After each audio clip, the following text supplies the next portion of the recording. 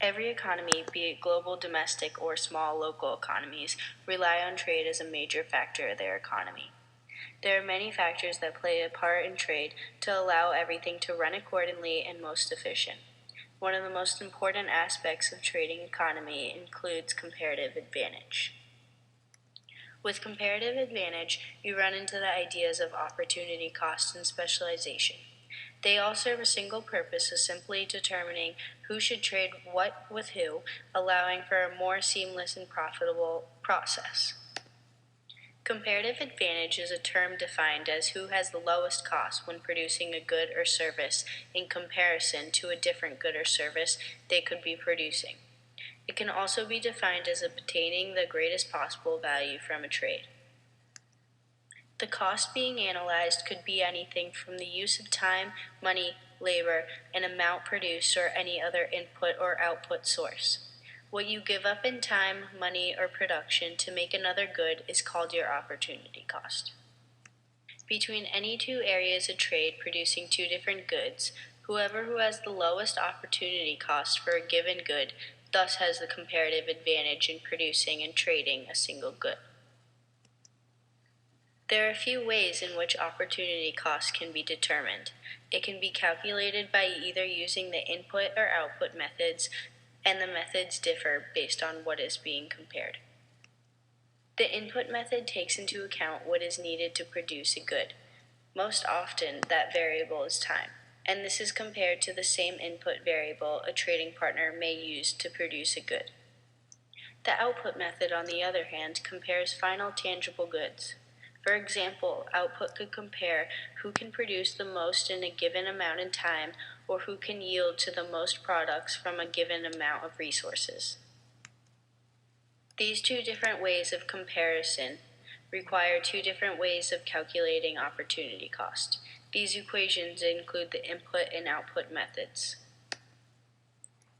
The way the input method works is if you take the two products one country or manufacturer is producing and compare a similar input resource to determine the opportunity cost. For example, say the United States is producing computers and cell phones. It takes 5 hours to produce a cell phone and 10 hours to produce a computer. If you want to find the opportunity cost of producing one computer, you take the time that you gave up to produce one cell phone, which was 5 hours, put it in the numerator, and divide it by the time it takes you to produce one computer, which is 10 hours. This ultimately gives you the answer too. This means that the United States opportunity cost of producing one computer is 2 cell phones, which also means that the U.S. gives up the production of 2 cell phones to make one computer. This is an example of an input problem because it deals with items such as land. In this example, there are numbers of acres needed in Italy and France to produce 100 bushels of wheat or 100 bushels of sugar each month.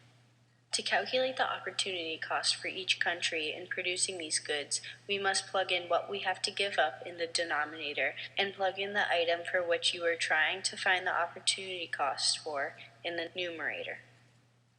From this problem, we are able to figure out that Italy has the comparative advantage in producing wheat because they have the lower number. We are also able to tell that France has the comparative advantage in producing sugar. The output method works in a similar method of division. Like I said before, the output method measures tangible and final produced good. Two traders may be compared by how long it takes them to make a certain amount of final goods or how many resources are used. Say you are comparing how many cases of soda the United States can produce in one day versus how many cases of water they can produce in one day. They produce 40 cases of soda or 30 cases of water in total.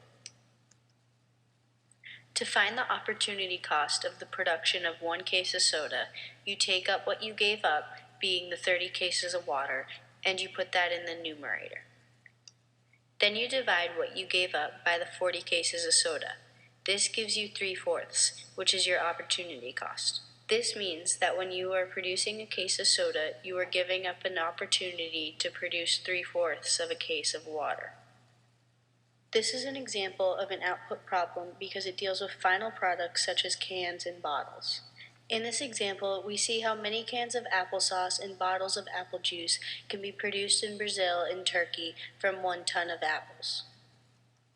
To calculate the opportunity cost for each country in producing these goods, we must plug what we give up in the numerator and plug the item for which you are trying to find the opportunity cost for in the denominator.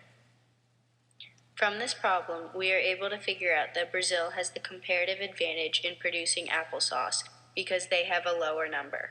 And we can also tell that Turkey has the comparative advantage in producing apple juice.